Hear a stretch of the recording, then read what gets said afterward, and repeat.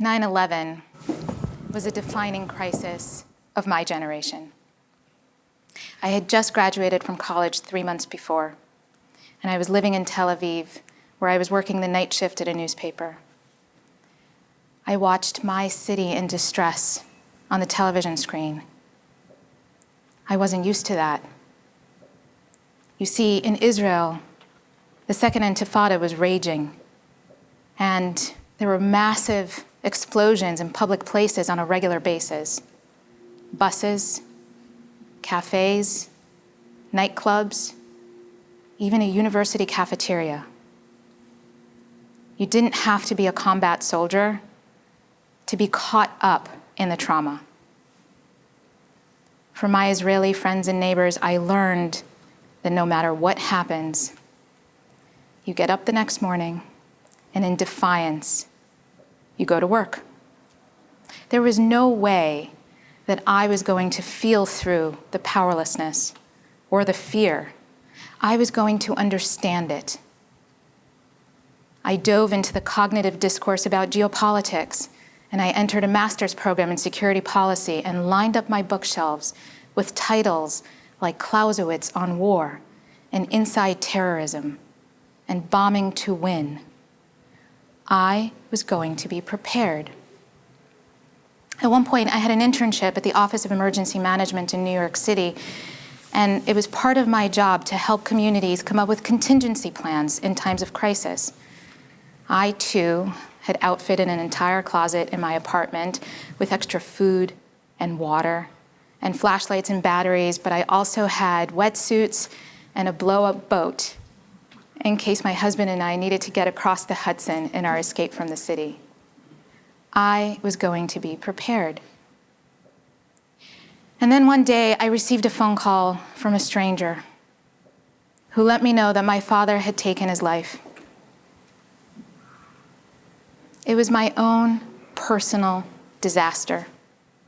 And I realized there was nothing on my bookshelves and nothing in my closet of emergency preparedness that had anything to offer me on how to cope with the aftermath. It punctured every sense of certainty I had erected around myself.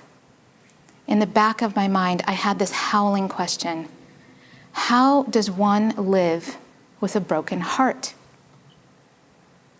On my long journey towards self-healing, I decided to become a chaplain. I still wanted to work with people in times of crisis, but now I wanted to shift the focus on what happens in the aftermath. How do we retain a sense of hope and courage in time of crisis? How do we focus on spiritual resilience? I've talked about mass communal trauma and my own personal trauma. No trauma is the same.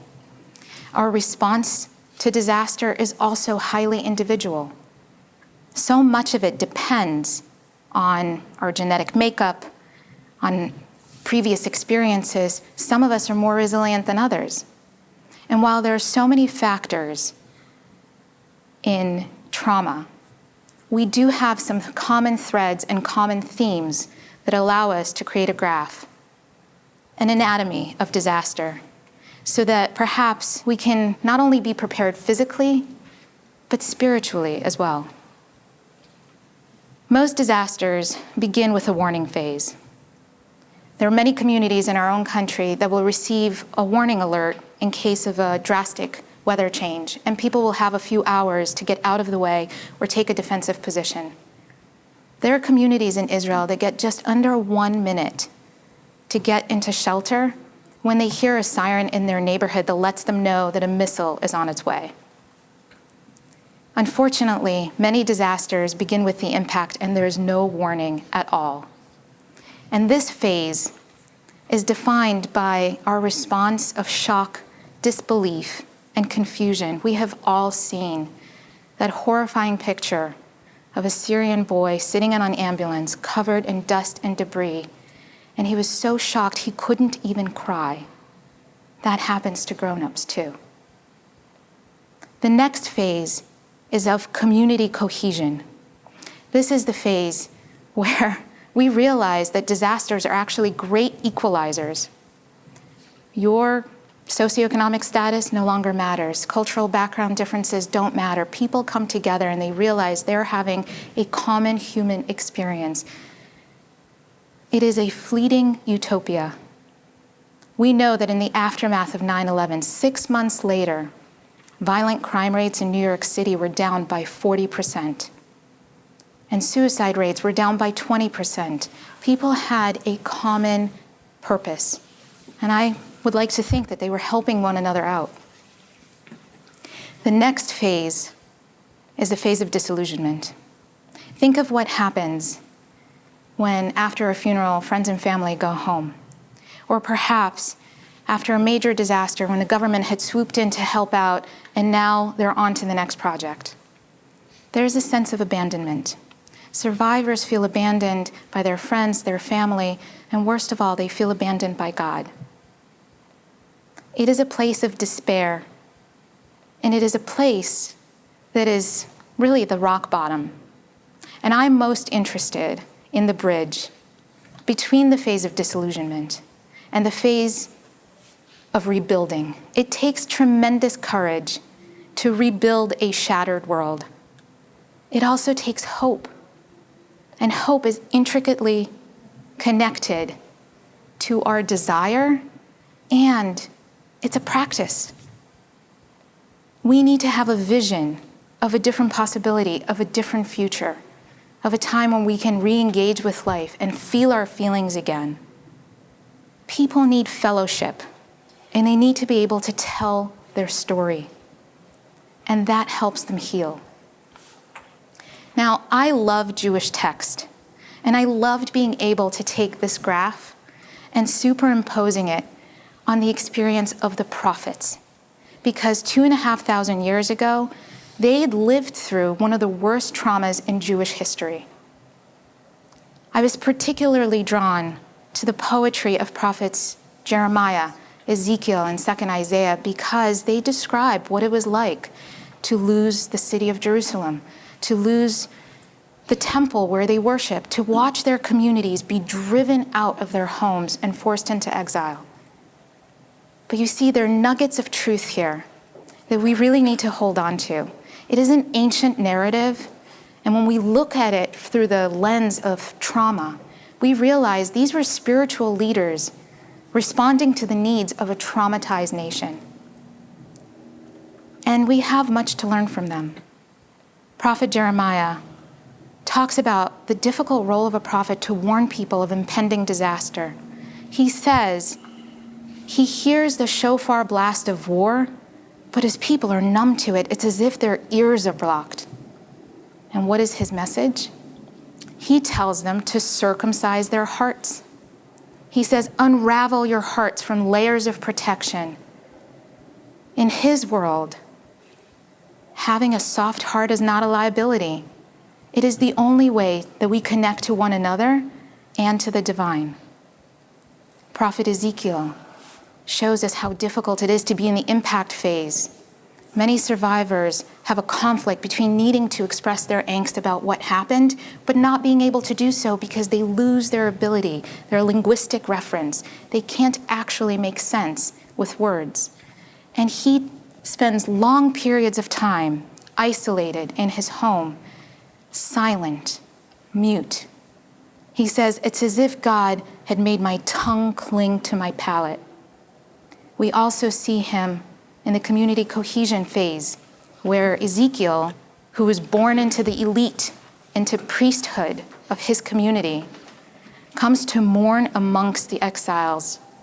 He sits with them for 7 days on the side of a river, and he mourns, overwhelmed with grief. I can't help but think of going through the motion of sitting the ritual of Shiva, as we're just trying to get through the shock of death. Now, throughout ages, across cultures, and across generations, survivors of trauma take all of their bewildered questions and they reduce it to one question. Why? And Echa, which is the Hebrew word for lamentations, which was presumably written by Jeremiah, begins with that question. It begins by asking how? How is it possible that a city that was great with people is so lonely? How is it possible that a city that was filled with gold is dim? Why has God abandoned us? Jeremiah says, death has entered our windows and there's none to comfort us. He describes destruction, famine, war, but the book of Lamentations is not interested in the meaning of suffering the way Job may have been. It lives in the present of the wound of pain. Its only message is to get through pain, you have to give it voice. Now we know it takes courage and will to get to a rebuilding stage, rebuilding of a shattered world. And second Isaiah builds whole futures out of language. He gives his community the language which they have lost. It is language for yearning and desire. He says, Nahamu, Nahamu, comfort my people, for they have suffered enough. He tells them to go up on the mountains and have confidence and not be afraid. He promises them that Jerusalem will yet again be a city of joy and its people a people of delight. He speaks in poetry form across generations, beyond despair, beyond doubt, beyond the absence of God. He gives language not only to his own community, but to our communities. There are spiritual leaders who have been inspired by second Isaiah, even in our time. Martin Luther King used his words in his I Have a Dream speech.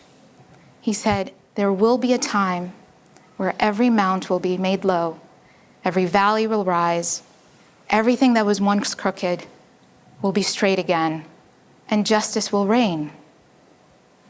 The prophets give us a greater view of time.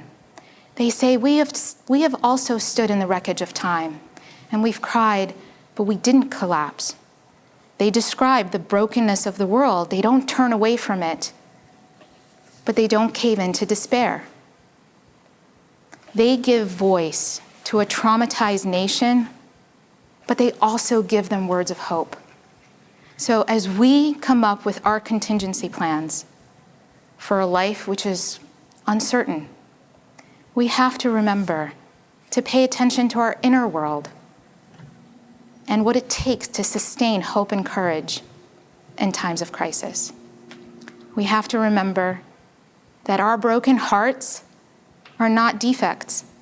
They're precisely what allows us to connect to one another and to the wild mysteries of life. That to heal our wounds, we have to share our story, and that it takes a great deal of courage and will to rebuild a shattered world. And for that, we need role models. We need to know our spiritual ancestors who have survived despair. And finally, and maybe even more importantly, we have to have a vision of a future beyond our trauma and hold on to that vision, because we not only want to survive, we want to thrive. Thank you.